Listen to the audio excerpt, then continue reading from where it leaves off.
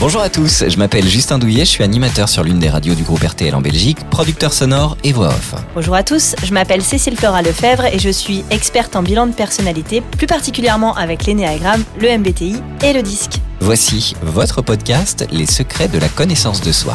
On accueille François dans ce podcast, il est grand reporter, il a 60 ans. Bonjour François. Oui, bonjour. Merci en tout cas d'avoir répondu présent à notre invitation concernant ce podcast sur la connaissance de soi. On va démarrer par une première question. Quel est l'intérêt de bien se connaître, François, selon toi ? Alors l'intérêt de bien se connaître, c'est d'être, je pense, acteur de son développement. Parce que s'il n'y a pas connaissance de soi, il va manquer une capacité à tracer sa vie avec comme une boussole intérieure. Et se connaître, c'est apprendre à connaître cette boussole-là. C'est un peu comme une navigation en haute mer. Hein. La vie est faite d'événements, de grandes marées, parfois de tempêtes. Et si on connaît cette boussole, si on a pris le temps d'avoir une quille à son bateau, et bien, cette connaissance de soi va permettre de tracer sa route en évitant trop de dégâts. Je veux dire, c'est d'abord aussi se préserver, se connaître aussi pour se préserver et garder son identité. Merci François, je regarde Justin et je souris parce que quand on s'est connus, il me charriait sur le fait que je comparais le corps humain à une voiture et à un tableau de bord de voiture, et donc toi tu nous le fais avec le bateau, j'aime beaucoup. C'est beau aussi, hein, c'est beau aussi. Et en fait, effectivement, c'est l'idée de comprendre, de savoir interpréter la nature de nos voyants rouges ou des bruits de moteur, etc. Effectivement, si je connais bien mon bateau, si je sais écouter les bruits, je sais lire la mer, je sais lire le plan, je sais lire tous les signaux qu'il y a sur mon bateau, effectivement, je navigue avec beaucoup plus de sérénité et de fluidité. Et effectivement, on l'apprend pas quand on est petit. Ça, c'est souvent dû à un événement de vie qu'on va tout d'un coup avoir besoin de reconnecter à cette boussole. Tout à fait. D'ailleurs, moi, j'ai sur mon bureau un sextant. Alors, c'est pas une boussole, mais c'est un appareil qu'avaient autrefois les navigateurs pour se repérer en haute mer grâce aux étoiles. Donc, vous voyez, c'est pour moi très important cette dimension de se connaître, avoir ses repères, savoir lire sa trajectoire, savoir la modifier. Et ça, on est l'acteur de ce développement, de ce voyage en tout cas, oui. Alors, pour justement apprendre à bien se connaître, il y a différents outils que tu as appris au fur et à mesure de ton existence, François. Quels sont les outils qui t'ont vraiment aidé, qui ont permis justement de débloquer certaines situations, de te mettre en mouvement, d'initier des changements ? Le premier outil, il y a une personne qui, quand j'avais 18-19 ans, qui a été influente pour moi, qui travaillait dans un outil qui s'appelait le personnalité relations humaines. Et il y avait des exercices d'observation de soi à travers des travaux personnels d'analyse, et on apprenait à prendre conscience de ses fonctionnements. Et moi, j'ai pris à ce moment-là, par exemple, je suis quelqu'un de fonceur, qui mesure pas toujours ses forces, qui est très généreux, et j'ai appris par ces travaux personnels d'analyse à me rendre compte que je pouvais être aussi un peu plus peut-être mesuré, un peu moins dans l'excès, et puis à mettre peut-être plus de réflexion sur mes actes. Et cet outil qui s'appelle PRH à l'époque, m'a appris à suivre mes intuitions. C'était ça, suivre ses intuitions profondes. Et ça a été déterminant pour moi quand après deux premières années de médecine où j'avais réussi le concours en redoublant, j'ai vécu un moment un peu de grand vide existentiel, et j'avais du mal à me projeter dans l'avenir. Donc ça a été, au niveau de mon bateau dans la traversée, ça a été un premier coup dur. Et ce qui m'a aidé, c'est cette boussole. Et cette boussole m'a indiqué, j'avais un cousin qui était journaliste d'un grand reporter dans un grand quotidien, et j'ai passé 3 semaines avec lui. Et à ce moment-là, en voyant vivre ces grands reporters, je me suis dit, c'est ça ma vie, c'est ça qui m'intéresse. Et donc, je n'ai pas poursuivi en médecine, au désarroi de pas mal de mes proches qui m'ont traité parfois un peu d'instable, donc c'était pas très agréable à entendre. Mais je savais que c'est cette boussole qui était celle de ma vie et que c'était elle qui me guidait. Et aujourd'hui, je peux dire que je ne regrette absolument pas ce choix-là. Au contraire, il a été déterminant. Et j'avais 20 ans, 19, 20 ans, quand je l'ai posé. Donc voilà le premier cap de ma boussole, ce cap conscient, ce cap que j'ai vraiment assumé ensuite. Tu as parlé d'un mot, François, qui est l'intuition. Et je l'entends beaucoup utilisé en ce moment. Et j'aimerais revenir sur la définition de l'intuition parce que trop peu de gens l'écoutent. Et c'est vraiment très, très dommage parce que l'intuition, c'est comme une connaissance immédiate, comme une espèce de flash qui t'arrive avant même que ta conscience ou ton mental s'en soit emparé. C'est justement au moment où le mental s'en empare et il dit « Oh là là, mais c'est pas trop rationnel cette histoire, du coup je vais pas l'écouter ». Et en fait, souvent, l'intuition, elle va surgir sans vraiment une raison apparente. Elle est très rapide, c'est vraiment une fraction de seconde et c'est très important de l'écouter parce qu'elle est reliée à votre inconscient et elle vous amène souvent au bon endroit. Et très souvent, on est dans une société où les gens vont vouloir contrôler, vont vouloir comprendre, vont vouloir analyser et surexploiter le préfrontal. Or, l'intuition, elle prend pas naissance ici. C'est vraiment cette espèce de fraction de seconde qu'il est très important d'écouter et qui peut vous amener justement à la bonne trajectoire. Donc merci d'avoir amené ce thème-là parce qu'il est très important. On a tous une intuition sur certains thèmes selon nos profils de personnalité.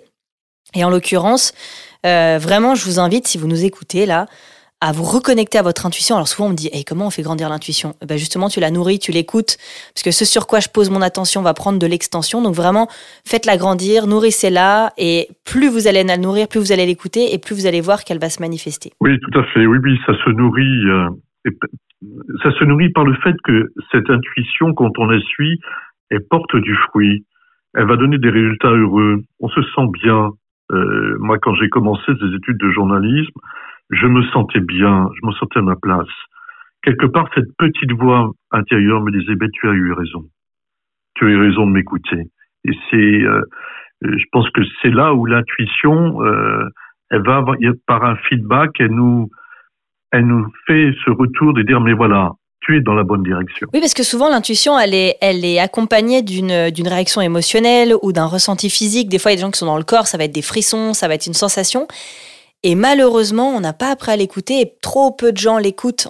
Vraiment, j'insiste là-dessus en disant, alors si vous nous écoutez, peut-être vous reconnaissez, ah ouais, mais c'est pas rationnel, ouais, mais ça sort d'où ce truc-là, pourquoi j'écouterais mon intuition? Et en fin de compte, vraiment, je vous invite vraiment à le faire. Parce que parfois, c'est même un malaise, c'est même vous arrivez quelque part, vous sentez qu'il y a un truc qui est pas net. C'est très, très, très important de l'écouter. Oui, puis il s'agit d'intuition profonde, c'est-à-dire qu'on sait qu'au niveau du cerveau, on a 3 dimensions entre le reptilien, le limbique et le néocortex. Et c'est une intuition, cette intuition que j'ai eue vraiment à 20 ans est une intuition qui prenait toutes les dimensions de ma personne, aussi bien l'intellect que le cœur, que le corps. Enfin, je voyais que j'étais fait pour ce métier-là et que c'était pas être dans un hôpital, dans un cabinet médical. Moi, il me fallait des grands espaces, des espaces ouverts, et puis de pouvoir donner la parole à ceux qui n'arrivent pas à parler, puisque c'est un peu ça le métier du journaliste. C'est être médiateur de situations qui, grâce aux journalistes, deviennent des événements, et puis sont connus de tous. Et donc, cette intuition m'a montré d'autres aspects de moi que je ne connaissais pas à 18-20 ans.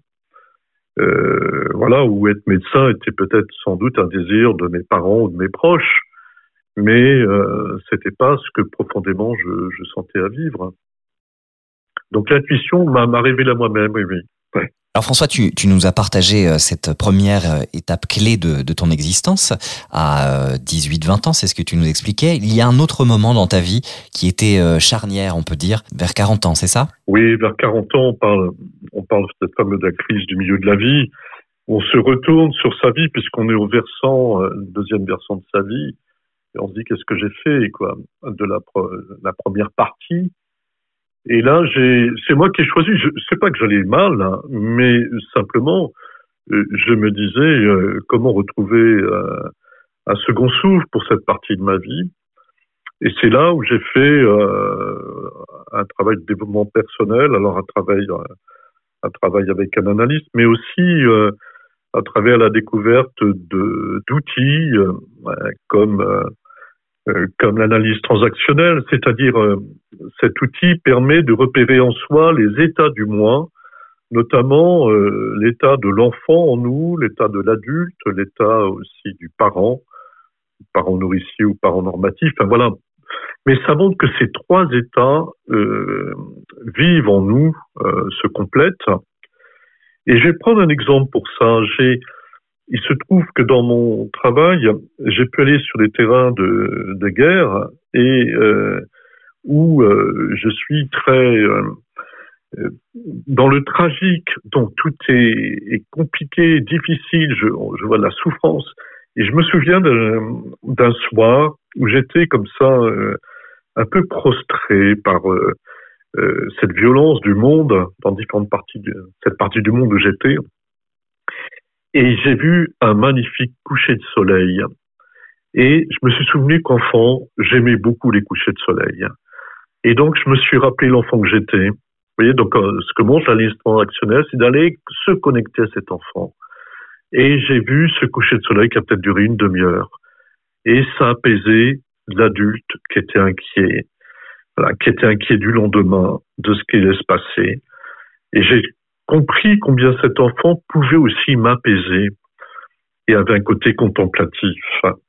Et ça a été, vous voyez, donc cet outil d'analyse transactionnelle a été pour moi important dans ces moments-là, de stress notamment, de stress important. Oui, parce que l'anxiété, c'est quand on se projette dans le futur. L'anxiété, généralement, c'est quand on est en train de planifier, d'anticiper.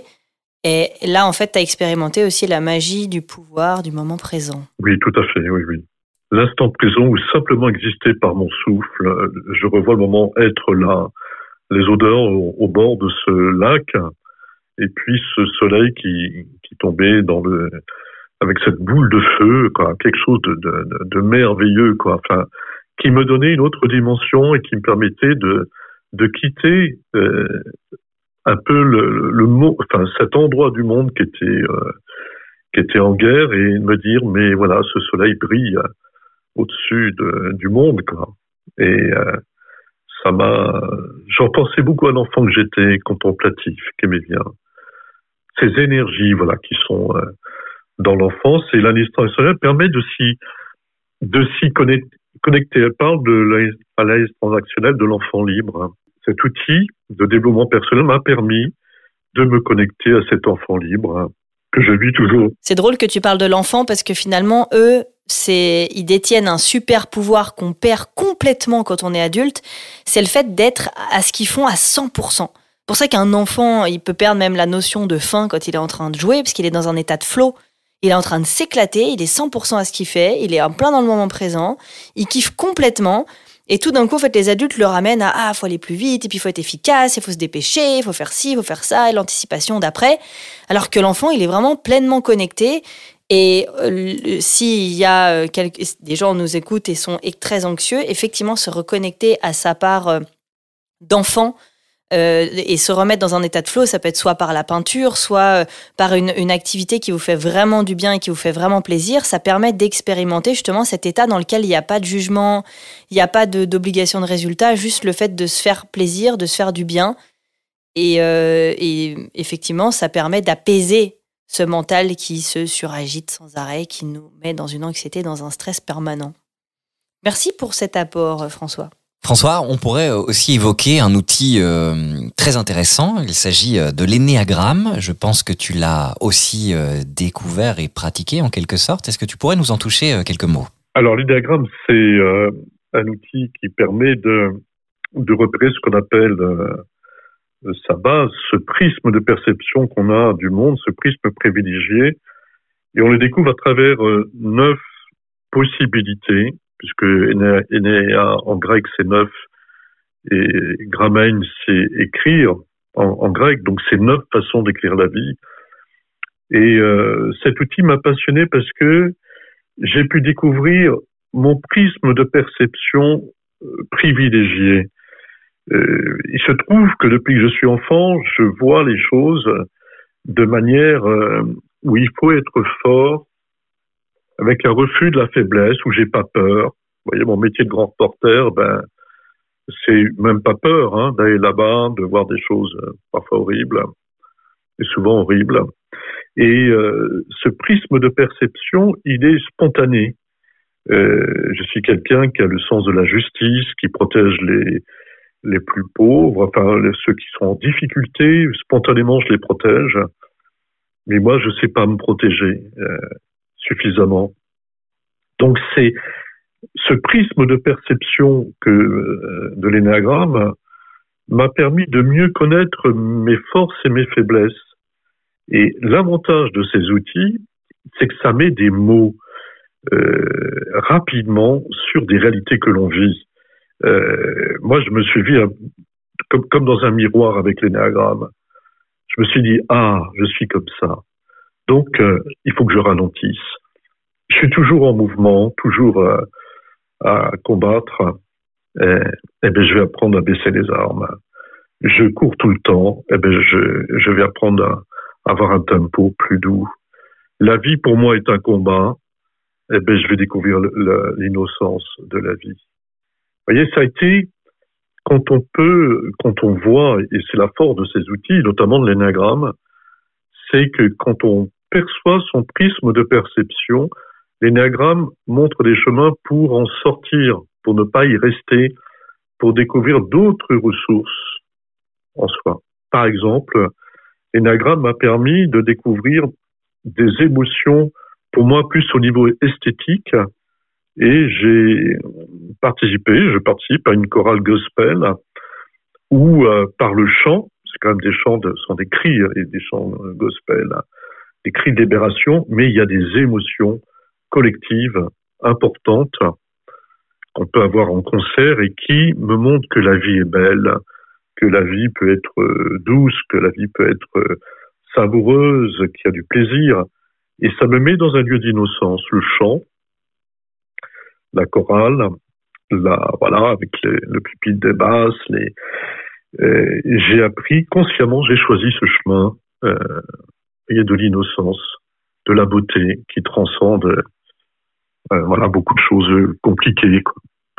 Mais l'énéagramme m'a permis de sortir de ce prisme. Oui. Ouais. Me permet toujours aujourd'hui d'ailleurs, et c'est jamais fini. Ouais.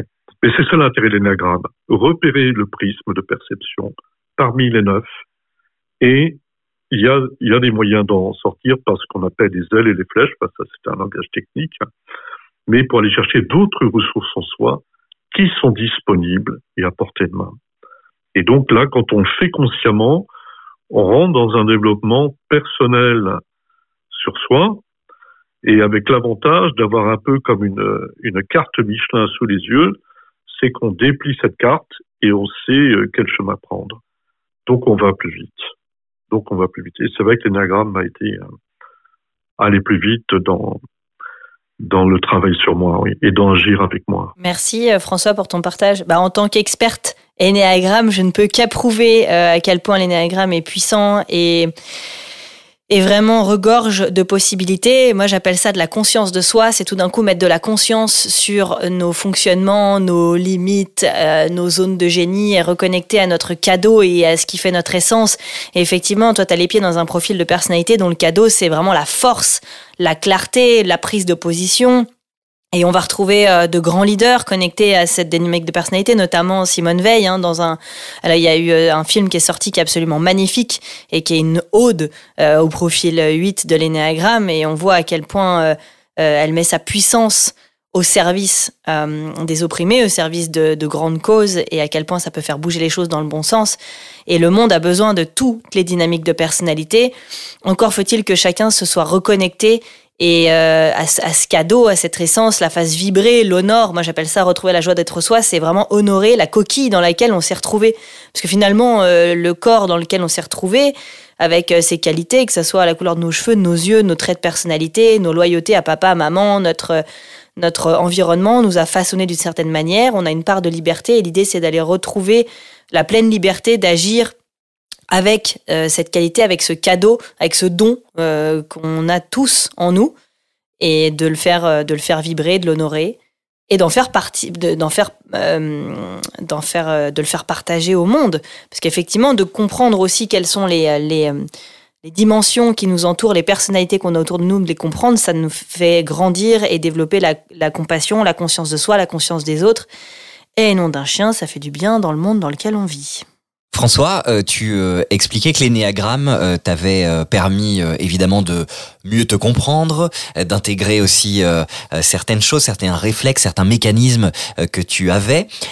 Mais dans ta relation avec les autres, qu'est-ce que ça a changé aussi ? Est-ce que ça t'a permis, très certainement, tu nous le confirmeras, tu nous l'expliqueras sans doute, de te positionner par rapport aux autres en fait ? Comment cet outil t'a permis de peut-être mieux te connecter ou mieux comprendre les autres ? Alors cet outil m'a permis d'être beaucoup plus bienveillant parce que je me suis rendu compte qu'il y avait 9 façons de vivre, de voir le monde, et que par exemple, moi, il y a une base qu'on appelle la base du médiateur, qui est la fameuse base 9.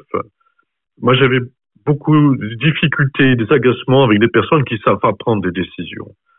Je prends des décisions rapides, un peu du fait de mon métier, mais ça m'agaçait au plus haut point, quoi. Et j'ai compris que ces personnes qui ont du mal à prendre des décisions, ça repose aussi sur une peur de conflit en elles, peur du conflit avec les autres, qu'il peut y avoir des liens avec leur passé.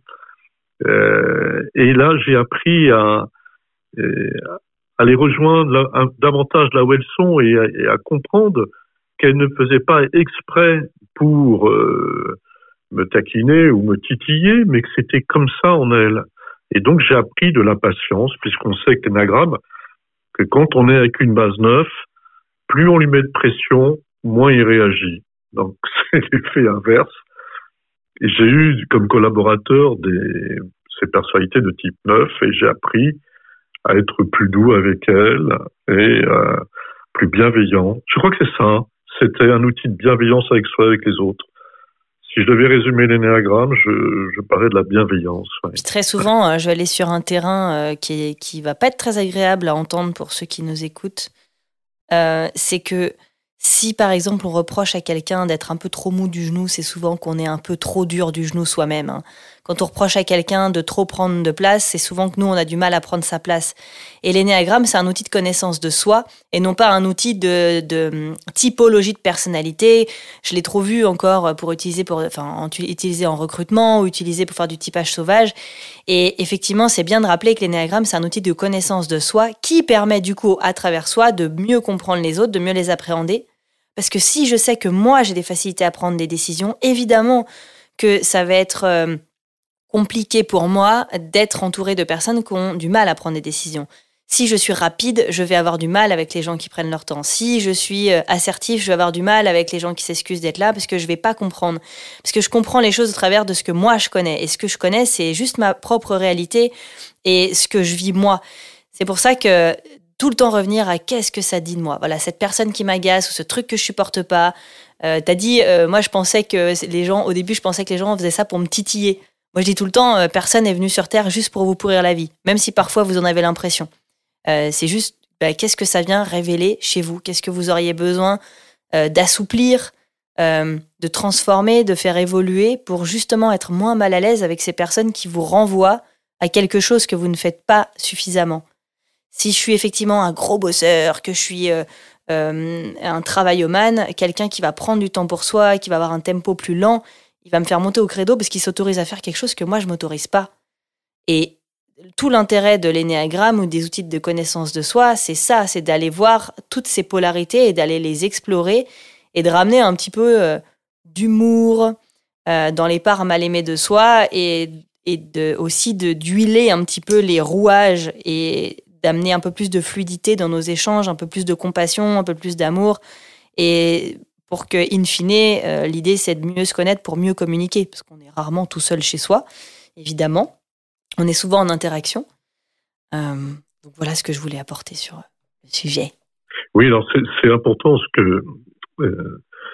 qui est dit, parce que moi, je vais donner une formule qui est peut-être un peu provocante, mais c'est gratter, c'est gagner. C'est-à-dire que ce qui nous gratte, moi, ce qui me gratte, c'est-à-dire les choses qui peuvent me déranger, qui peuvent m'agacer. Les outils de développement personnel permettent de comprendre d'où ça vient, qu'est-ce qui se passe en moi. Donc, moi, je me pose la question, mais où je suis? Qu'est-ce qui se passe? Donc, plutôt d'être dans un regard extérieur, à réagir de manière parfois, comment dire, un peu conflictuelle, je regarde qu'est-ce qui se passe en moi, j'interroge.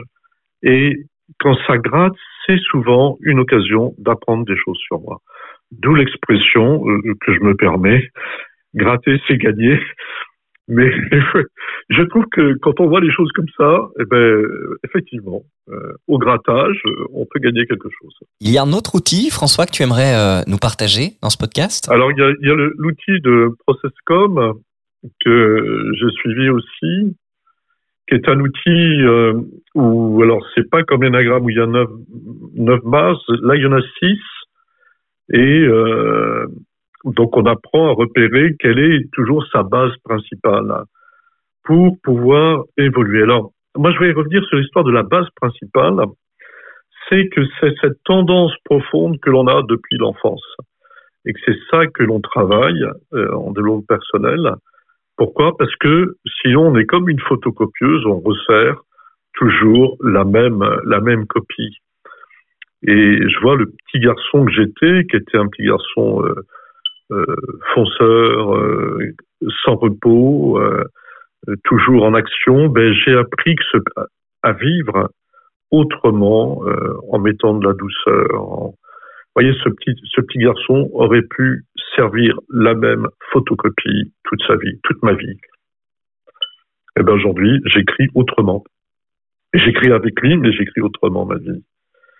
Et c'est ça l'intérêt de ProcessCom, que ce soit repérer sa base, ses bases et différents étages de son immeuble, c'est qu'on a pouvoir, par la conscience, de changer des fonctionnements inconscients. Et je peux vous dire, il y a vraiment une joie à évoluer grâce à ces outils-là. Et j'aime bien que tu dises évoluer et pas changer, parce que fondamentalement, archaïquement parlant, il y a notre langue maternelle qui bougera jamais. Par contre, on peut la faire évoluer, on peut y ajouter un accent, on peut y ajouter du débit, de la hauteur, et c'est très important de prendre conscience de ça. C'est que moi, j'aime pas dire le mot changement, j'aime bien dire évolution, transformation, parce qu'on transforme des choses, on va les polir, on va les ajuster. Et effectivement, la ProcessCom, c'est un outil que moi j'ai découvert dans un spectacle humoristique qui s'appelle ProcessCom. C'est super drôle et c'est six bases, effectivement, et on a tous des phases. Donc il y a l'energizer, le travail-woman, le promoteur, etc. Et c'est très intéressant parce que, encore une fois, que ce soit l'énéagramme, la ProcessCom, le MBTI, ils servent tous ils sont tous tendus par les mêmes principes. Et en plus, ils ont tous le même but, c'est mettre de la conscience sur nos fonctionnements et découvrir comment on peut faire autrement et découvrir les gens qui nous entourent et amener un peu plus de fluidité dans nos échanges. Un peu plus même, je vais me permettre le mot, mais d'amour dans nos relations pour que ça se passe mieux. Parce que je pense pas qu'il y ait grand monde qui adore s'engueuler tous les matins avec sa collègue, pas pouvoir piffrer son boss, pas comprendre son conjoint. Je pense que tous au fond de nous, on aimerait avoir les clés pour apprendre à mieux communiquer et mieux se comprendre. Sauf que tout le monde n'a pas eu la chance d'avoir ces outils mis devant dans leur chemin ou dans leur vie. Et donc, si vous nous écoutez, sachez que ça existe. Il y a des clés qui vous permettent de comprendre les autres et de vous comprendre vous-même. Si on doit résumer, François, le développement personnel, comment tu le résumerais, toi? Moi, je le résumerais d'abord par un goût pour sa vie, pour une vie pleine, avec le sentiment d'accomplir quelque chose dans sa vie. Je crois que le développement personnel, ça part d'un désir d'oser se dépasser ses propres compulsions, cette propre photocopie qui serait autrement servie toute sa vie s'il n'y avait pas de la conscience. Je pense qu'il y a d'abord ce désir. Et puis, il y a le fait de ressentir qu'on est acteur de son développement. Finalement, qu'on a, c'est ce que me disait cette personnalité qui m'a marqué à 18-20 ans, qui était en fait un moine, un bénédictin, l'abbaye d'Égugé, près de Poitiers, et qui me disait, mais tu as le livre en toi. C'est-à-dire que c'est comme si j'avais en moi les clés. Elles étaient là. Alors elles seront réveillées par des événements, mais que c'était en travaillant sur moi que je trouverais comment évoluer, comment tracer ma route. Et que cette boussole, j'avais à la construire au fur et à mesure dans ma vie, quoi. Donc je crois que c'est ça. Le développement personnel, c'est être conscient qu'on peut être acteur de son propre développement. Et ça, c'est une force quand on en est conscient. François, qu'est-ce que tu pourrais dire à des personnes qui nous écoutent en ce moment, qui sont peut-être en train de traverser voilà, des épreuves, un moment compliqué, une remise en question, des personnes qui sont peut-être en ce moment même où ils nous écoutent à un moment charnière, clé de leur existence. Qu'est-ce que tu pourrais leur conseiller? Alors, je peux que repartir de ma vie et repartir de ce que je vis, mais moi, s'il y avait un seul conseil, c'est de repérer ces personnes qui vous attirent, qui ont pu traverser des épreuves et qui en sont sortis par une forme de résilience et de voir ce que ça déclenche en vous, ce que ça va ouvrir comme possibilité d'évoluer. Et voilà, de repérer par ces personnes qui nous attirent, qui sont un peu comme des héros, c'est-à-dire qu'elles ont réalisé dans leur vie quelque chose qu'on n'a pas encore réalisé, mais qui est possible. Et vous voyez, elles sont devant nous comme un peu le prototype de ce qu'on pourrait être pour une part après la traversée de l'épreuve. Moi, je crois que c'est ça. Moi, je repère ces personnes-là et j'aime les connaître. Alors, mon métier de journaliste m'a permis d'en approcher quelques-unes, mais aussi écouter ces résonances qu'elles provoquent et montrent que le chemin est possible. Ces personnes-là sont un peu comme des guides de montagne. J'ai fait de l'alpinisme, mais ils sont en avant et elles tracent le chemin. Et donc, quand on repère, quand on les connaît, elles nous aident pour le chemin à suivre. Repérer ces guides, voilà, à travers des personnes qui vous attirent. C'est marrant que tu parles des guides parce que tout à l'heure, on a parlé brièvement du voyage du héros. C'est-à-dire que on se retrouve dans une zone d'inconfort, on est appelé à l'aventure, d'aller commencer à faire autrement. Et souvent, c'est quand le mentor arrive, donc on dit un mentor, mais ça peut être un livre, ça peut être un podcast, ça peut être un film. C'est celui qui va nous aider à passer la première étape pour passer de la zone de connu à la zone d'inconnu, pour justement aller poursuivre notre périple. Alors quand je parle du voyage du héros, je fais référence évidemment à la théorie de Joseph Campbell qui parle des 12 étapes par lesquelles on passe tous quand on vit une transition, un deuil, un grand changement de vie. Et effectivement, souvent, ce qui va nous éveiller ou la personne qui va nous aider à, comme finalement symboliquement, nous prendre la main pour bouger, ça va être notre mentor. Donc là, peut-être que le podcast que vous écoutez avec François, ça va faire partie des déclics. Alors j'aimerais quand même que tu nous partages cette phrase que tu nous as confiée, François, qui est pleine de sens. Réussir sa vie, je te laisse la compléter. Réussir sa vie ou réussir dans la vie. Alors, moi je les oppose pas parce que les deux sont liés. Quand ce moine de l'IUG m'avait posé la question, il mettait le où. Réussir dans la vie ou réussir sa vie. Je pense que les deux sont liés, mais réussir sa vie, ça implique de se connaître, d'être présent à soi, d'avoir conscience de soi, pour pouvoir agir avec soi. Et vous voyez, il y a un effort conscient. Réussir dans la vie, on peut être porté par des événements, par des opportunités, par un milieu extérieur favorable et par contre réussir sa vie, c'est avoir l'œil sur la boussole, c'est être conscient qu'elle est là et l'écouter. Ce qu'on disait au début de ce podcast, c'est écouter ses intuitions profondes. Et donc il peut y avoir des surprises, il peut y avoir dans l'écoute des intuitions, une ouverture à l'imprévu. Quand j'ai commencé l'étude de médecine, mon chemin était tracé. Eh ben, l'ouverture à l'imprévu, ça a été ce vide existentiel que je passe à 20 ans, et je me rends compte que j'ai peut-être orienté ma vie autrement. Donc, cette boussole a été déterminante pour pas seulement réussir dans la vie. J'aurais peut-être venu médecin, mais réussir ma vie était de faire ce travail de grand reporter qui a tellement de sens pour moi. Donc c'est ça, c'est pour moi le développement personnel, c'est un travail. Alors je crois qu'il faut le dire, c'est pas quelque chose de toujours facile, il y a des prises de conscience qui peuvent bousculer, mais profondément on est gagnant.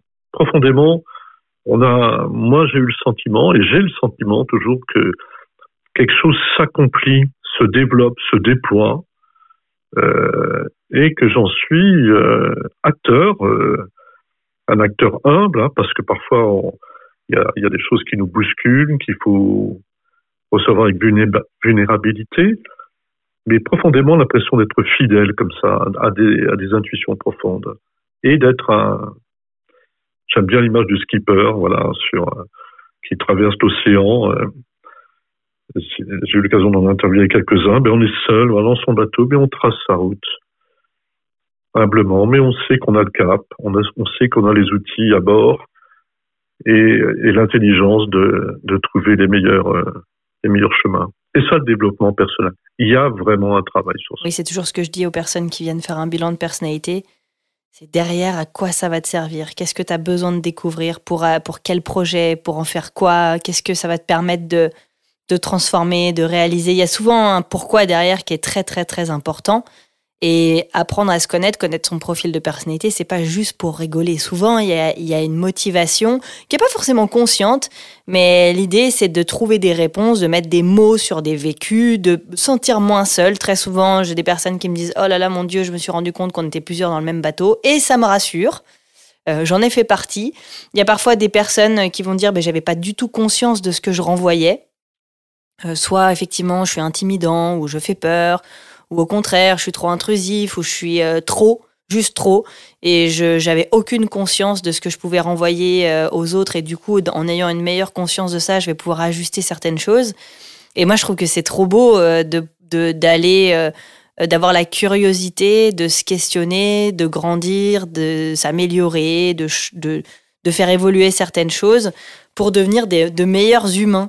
Et ça fait du bien parce que, alors moi, le travail sur soi, je trouve qu'il y a un côté un peu dur dans le fait de travailler, mais l'idée, c'est effectivement de grandir, de se révéler, d'honorer, et puis de retrouver la joie d'être soi, bien sûr. Dans l'idée de travail sur soi, moi, j'aime bien l'image de désensabler une source, c'est-à-dire que ça demande d'enlever des cailloux, d'enlever des graviers, et de pouvoir laisser cette source jaillir. C'est dans le sens où il y a un travail conscient.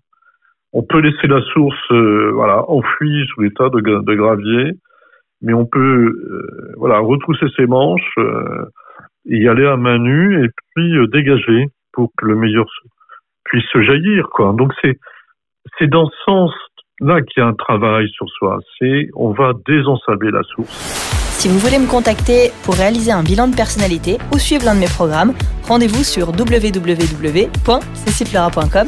Sur mes réseaux Instagram, vous me trouverez sous le nom cecileflora.enneagramme ou encore sur Facebook dans le groupe Cécile Flora fait de l'énéagramme.